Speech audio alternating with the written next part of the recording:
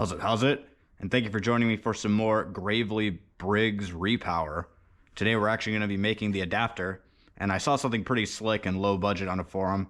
He used two brake rotors slapped together, and that's just the kind of low-tech solution that I'd go for, except I thought maybe I'd splurge and buy like 20 whole bucks worth of new brake rotor. Well, Buffalo is still pretty locked down, and I'm not going to be able to get anything new anytime soon, so I'm just going to be reusing the brake rotors on this Rabbit Pickup. So I did a quick measurement of this. Looks like at our widest point, that's like 9.5 inches, which is great because that brake rotor, if I remember correctly, is 10 inches in diameter. So let's fish it off and see what we can get away with. I think this might actually work out pretty good for us.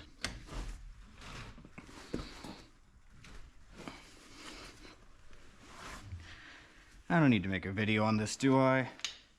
If you're looking up how to make an adapter kit for a pretty obscure tractor, my guess is you know how to pull off a tire.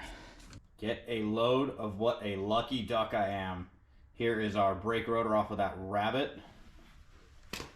And it had to extend out past here, right? It's like perfectly just wide enough. Oh, this is how my luck goes.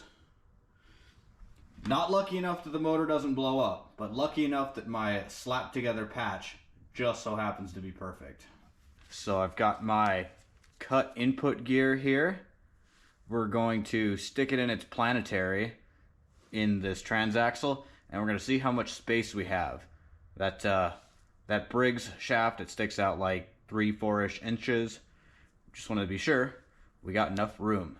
I think a lot of these adapter kits that I've seen, people are very gun shy about cutting off the shaft of their motor if it's too long. And if there's anything you should have noticed from this project, is that I am not shy about cutting things at all. So, down the hatch.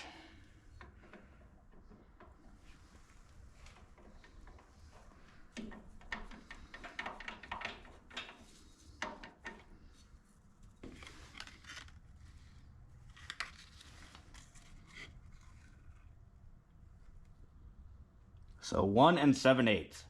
That's exactly how far we're poking in. Awesome. Get a load of this. Here is our 4x100 brake rotor. It almost perfectly lines up. This isn't the kind of lucky brake that I get very often. I think I'm going to just hog out these holes with a Dremel. But if you see here, it looks like we still do have a bit of a space. This has to be an oil seal.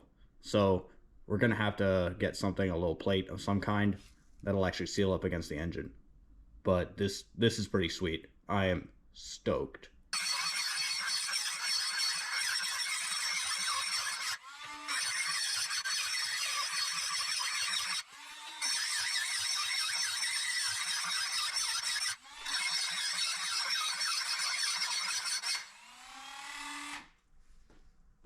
Okay, there we go. We got all these holes hogged out, and now it'll bolt right up to our Briggs engine.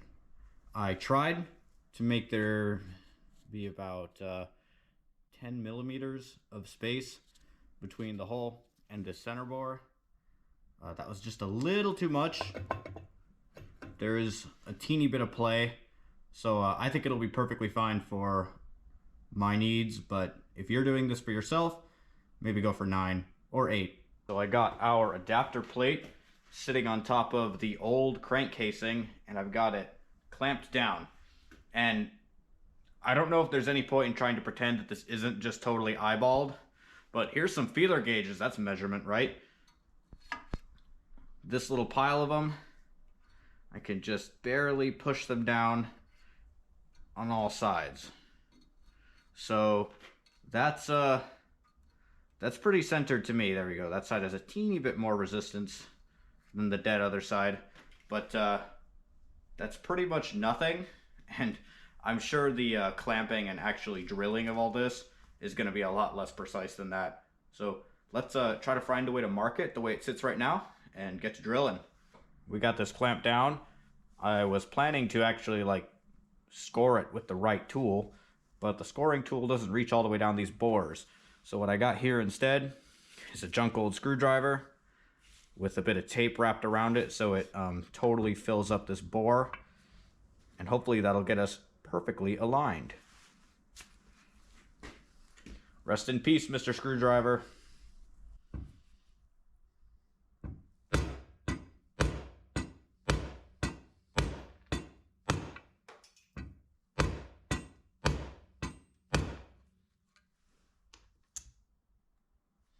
Oh, that's sweet. I don't think you'll be able to actually see down in there, but that's dead center, not even an average. Let's keep moving.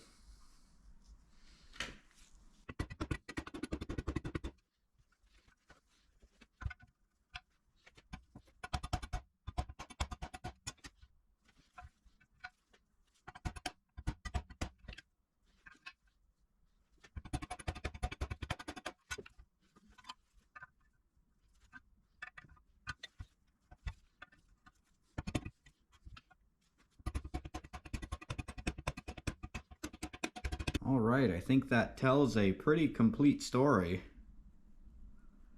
Now there's really nothing left to do except get it on the drill press and just drill them out.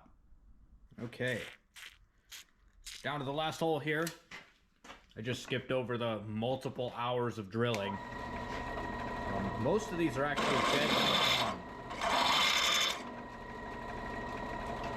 This and one other one is 1/30 seconds oversized, but I think we're gonna have enough.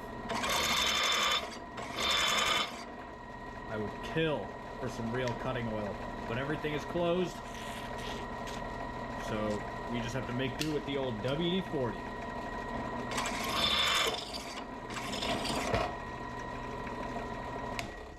Let's see how we fared. There we go. There's our adapter plate all hooked up. You'll note that I don't have the right size bolts. Still have to go to the hardware store. Thankfully the value is open, but all we're going to be needing is the right size bolts.